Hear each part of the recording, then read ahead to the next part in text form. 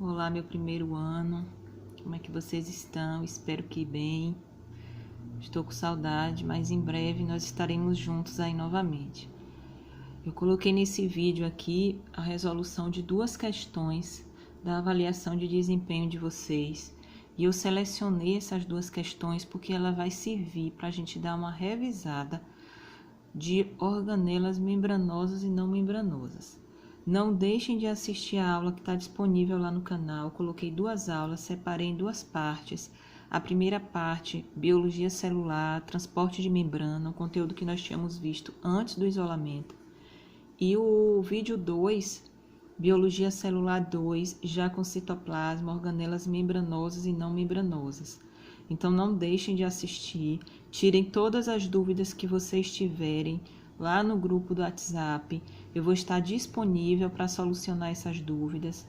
O que tiver ao meu alcance, podem solicitar lá, que é para a gente poder dar continuidade aos nossos trabalhos, certo? A primeira questão que eu coloquei aqui para nós analisarmos foi essa que tem uma célula beta.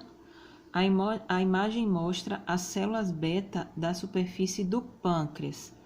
Eu não sei se vocês vão recordar comigo, lá no 8º ano, quando a gente estudou sistema digestório, nós vimos aí que o pâncreas é uma glândula anexa do sistema digestório, liberando o suco pancreático.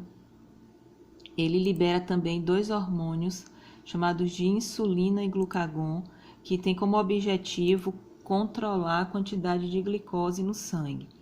Então, essa imagem aqui são as células beta da superfície do pâncreas, próxima aos vasos sanguíneos, secretando um hormônio proteico denominado insulina.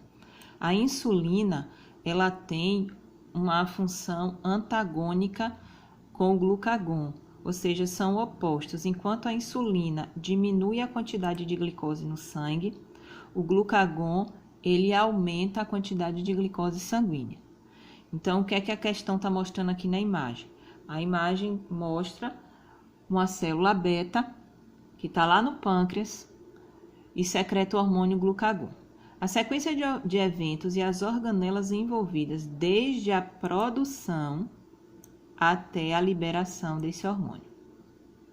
Então, vocês iriam selecionar dentre as alternativas a que correspondesse de forma correta a sequência das organelas que estão envolvidas no processo de produção da insulina e liberação. Por que nós não marcaríamos o ribossomo? Porque o ribossomo, ele faz síntese de quê? Vocês sabem que o ribossomo faz síntese proteica e o hormônio aqui não se encaixaria nessa função. Então, nós iríamos marcar a questão B. Lembra que eu disse a vocês que o complexo golgiense é como se fosse o correio da célula? Ele armazena, ele recebe, ele armazena, empacota, secreta. Então, ele tem uma função muito importante.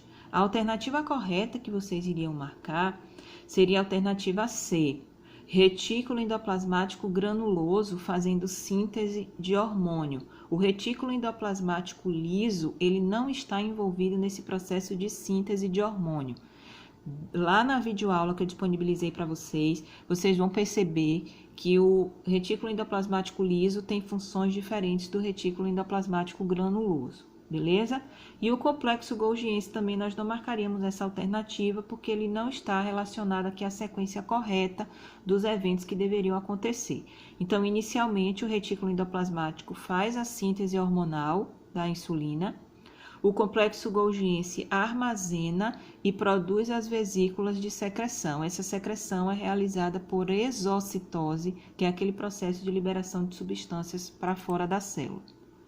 A segunda questão fala do tratamento quimioterápico contra o câncer, que é composto por vários medicamentos que dificultam a multiplicação celular desenfreada das células tumorais. Lembram daquele mecanismo de aviso? Falei com vocês sobre ele lá na nossa aula de Biologia Celular 2, que todas as células têm o glicocálix, as células animais têm o glicocálix, que tem essa função de inibição por contato. Então, essa inibição por contato, ela impede aí a multiplicação de forma desenfreada, avisa as células que já estão na hora de parar de se dividir. Só que quando já é diagnosticado o câncer e que essa pessoa, esse paciente, ele foi encaminhado para o tratamento quimioterápico, eles fazem o uso de um medicamento chamado de vincristina. A vincristina, ela vai impedir a formação dos fusos celulares. E mais tarde os cromossomos não poderão ser puxados para as novas células, impedindo a continuidade da divisão. O que é que nos remete isso daqui? Lembram dos centríolos que formam aquele áster, que o alongamento forma aquele fuso mitótico que se prende ao centrômero, que é o centro do cromossomo, faz com que eles fiquem alinhados na célula para que possam sofrer o processo de divisão celular. Então, quando a gente vê que o processo de divisão celular ele está sendo impedido, está sendo modificado, nós vamos relacionar essa função aqui com a presença de centríolos. Os centríolos eles têm uma importância fundamental na organização dos cromossomos durante o processo de divisão celular. Então, a alternativa que vocês iriam marcar é justamente a B, porque se refere à organização dos microtúbulos ao redor dos centríolos, que formam aquele áster, que vão dar origem ao fuso mitótico, ok? E eu coloquei aqui para vocês a nossa atividade avaliativa.